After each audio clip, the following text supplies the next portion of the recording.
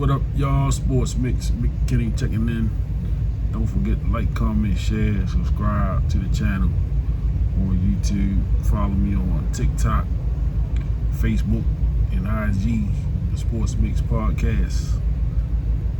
So, y'all, I had a little, had some time today to really absorb what happened last night with the Jake Paul and Anthony Joshua fight. It went the way I thought it was going to go. Like, for real, I didn't think it was going to be pretty for Jake Paul. Again, man, Jake Paul is an entertainer. Let's not get it twisted. He's an entertainer who has found a niche, and I'm not saying he doesn't have any boxing ability, but he has some ability, But at the core, he's an entertainer, right? And he has leveraged his popularity as an entertainer to large paydays, right? And so for people who don't necessarily follow boxing, the sport, but they follow, Jake Paul, the entertainer, your view of really what's happening in a boxing ring, in a boxing match, is a little different.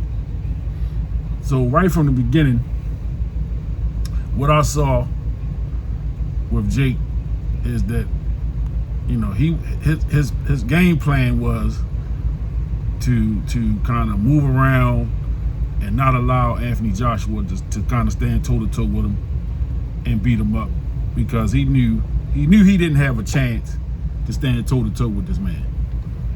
So he came in there and he was just going to try to survive the fight.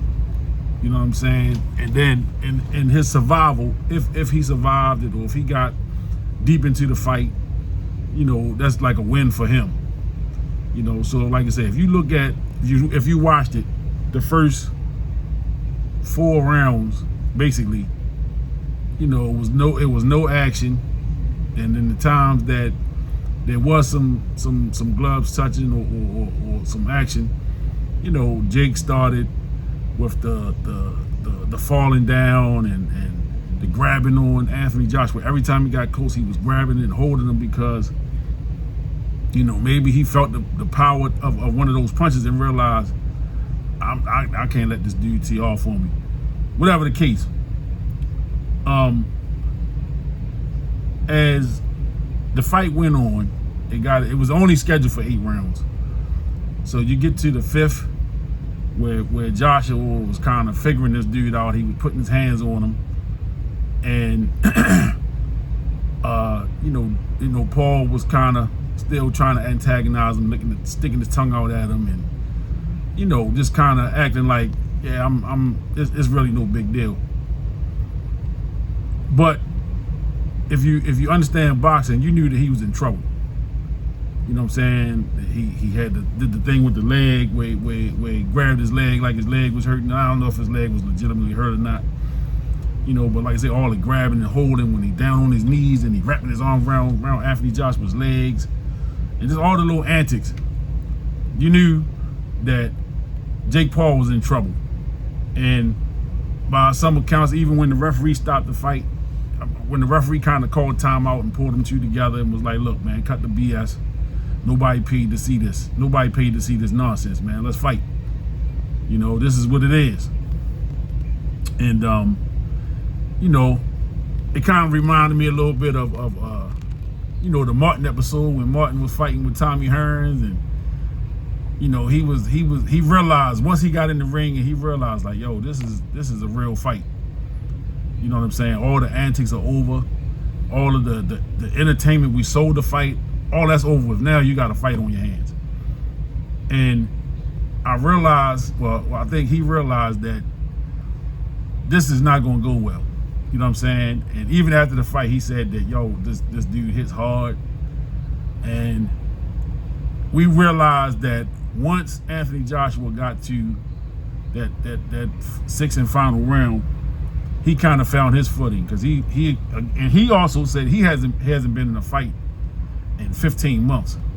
And again, you know, that's a long time for a professional boxer to be inactive, not in live boxing. And you know what I'm saying? So again, man, you got to get your bearings together. You got to get yourself together. So maybe it took him a couple rounds to kind of get back into that rhythm of being in a fight.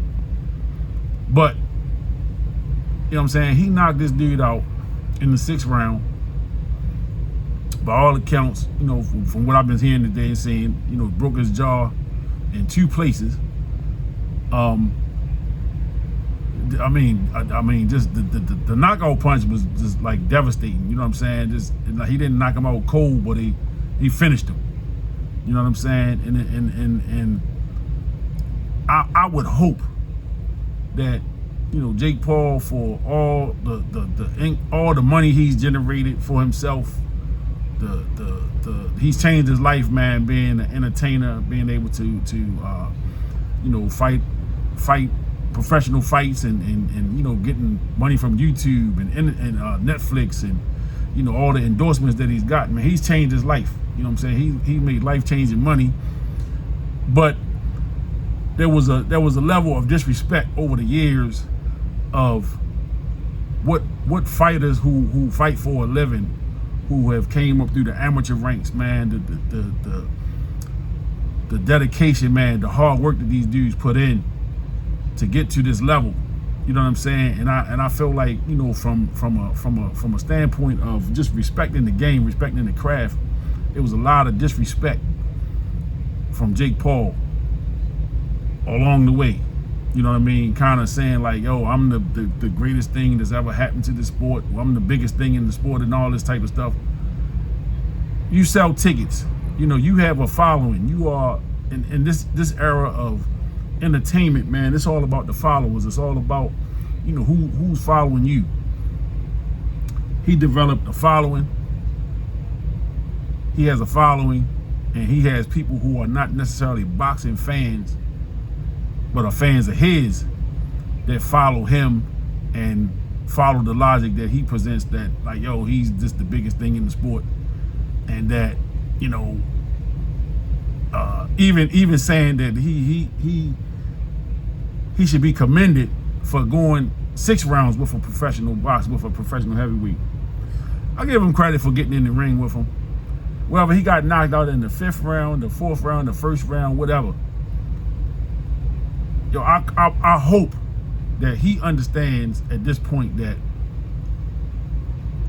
do not disrespect the craft and the work, the hard work that people put in from amateurs, man, from teenagers.